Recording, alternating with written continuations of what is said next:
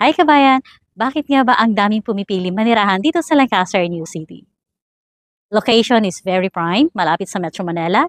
Complete community na, mayroon na tayong schools, churches, may transportation hub, at malapit ito sa mga major establishment.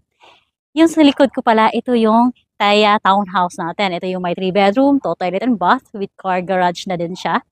So, meron tayong available for now, ready for occupancy for those na naghanap ng ready for occupancy and pre-selling unit.